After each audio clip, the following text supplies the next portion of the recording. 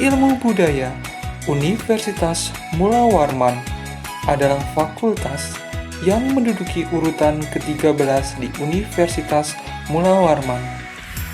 Fakultas Ilmu Budaya memiliki 3 program studi, antara lain Sastra Indonesia, Sastra Inggris, dan Etnomusikologi. Program studi Sastra Indonesia merupakan salah satu program studi yang terdapat di Fakultas Ilmu Budaya Universitas Mula Warman yang berdiri didasarkan pada tanggal 28 Agustus 2009 dengan nomor SK pendirian SK Dikti 1521-D-T-2009. Saat ini, program studi Sastra Indonesia telah mendapatkan nilai akreditasi B sejak tahun 2018. Prodi Sastra Indonesia memiliki 10 dosen tetap dan 2 diantaranya masih merupakan dosen tetap non-PNS. Koordinasi sepenuhnya dikontrol oleh Kaprodi di bawah bimbingan fakultas, yaitu dekan dan jajarannya.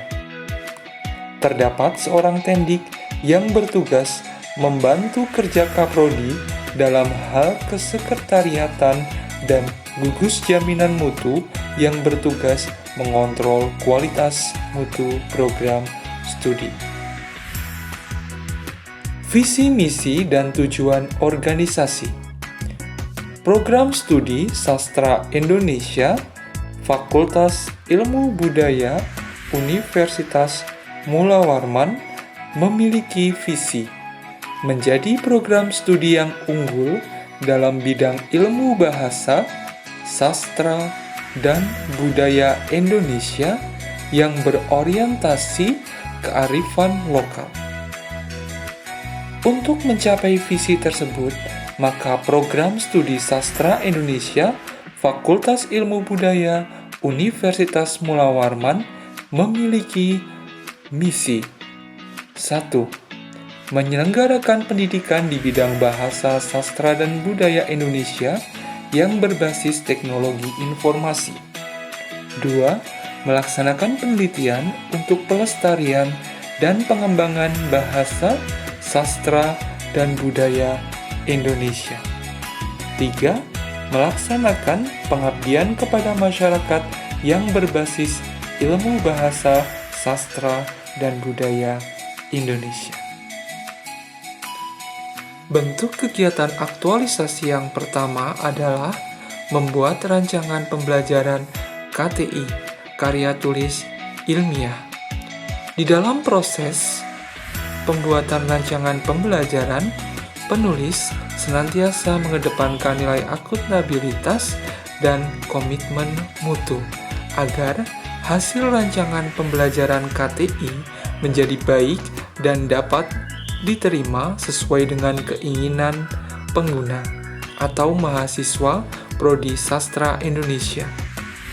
Penulis menggunakan kuesioner dan membagikan kuesioner kepada responden, yaitu mahasiswa Sastra Indonesia Fakultas Ilmu Budaya Universitas Mula Warman dengan responden sebanyak 143 mahasiswa dari lintas angkatan. Hasil dari respon kuesioner tersebut yang pertama, bahwa mahasiswa sangat menginginkan adanya pembelajaran terkait dengan penulisan ilmiah. Hal-hal yang ingin mereka pelajari adalah yang pertama, penulisan karya tulis ilmiah sebagai tugas akhir. Selain itu, mereka juga ingin mempelajari terkait dengan menulis karya tulis ilmiah sebagai sarana kompetisi. Dari hasil kuesioner juga didapatkan bahwa sebanyak 65,7% mahasiswa sudah mengetahui terkait dengan karya tulis ilmiah, dan 34,3% belum mengetahui. Selain itu, juga sebanyak 88,1% mahasiswa tertarik untuk mempelajari karya tulis ilmiah, dan sisanya 11,9% mereka tidak tertarik. Kemudian penulis juga menawarkan terkait dengan adanya forum diskusi kelompok terbimbing yang direncanakan sebagai program aktualisasi kedua dengan memasukkannya ke dalam kuesioner. Dan syukur alhamdulillah sebanyak 68,5% responden sangat tertarik untuk bergabung ke dalam forum pembelajaran karya tulis ilmiah. Dan ini menjadikan sebagai data tambahan bagi penulis untuk membuat rancangan pembelajaran yang akan dilaksanakan selama 12 kali pertemuan dalam bentuk silabus dan materi bahan ajar. Sebagai penutup kegiatan pertama, penulis senantiasa melaporkan setiap kegiatan yang dilakukan terkait hasil penulisan rancangan pembelajaran kepada mentor dan coach dengan tujuan untuk mendapatkan evaluasi, masukan, dan saran. Penulis juga minta masukan dan saran dari rekan kerja dosen Prodi Sastra Indonesia Fakultas Ilmu Budaya Universitas Mula Warman sebagai bentuk konsolidasi dan penerapan nilai-nilai aneka di dalam pelayanan kepada mahasiswa. Kegiatan kedua dari program aktualisasi latsar penulis adalah membentuk forum ilmiah dikte. Forum ilmiah dikte berhasil dibentuk oleh penulis pada hari Selasa tanggal 6 bulan Oktober tahun 2020 dengan diikuti oleh 91 mahasiswa dari berbagai lintas angkatan program studi sastra Indonesia. Hal tersebut dibuktikan dengan adanya berita acara pembentukan forum ilmiah dikte yang ditandatangani oleh Kaprodi Sastra Indonesia Bapak Dahri Dahlan M. Hum dan diketahui oleh Dekan Fakultas Ilmu Budaya Dr. Haji Masrur M. Hum. Kegiatan aktualisasi ketiga, penulis melaksanakan pembuatan webinar penulisan ilmiah yang terintegrasi pelatihan anti plagiasi yang dilaksanakan dari tanggal 5 sampai dengan 9 Oktober 2020.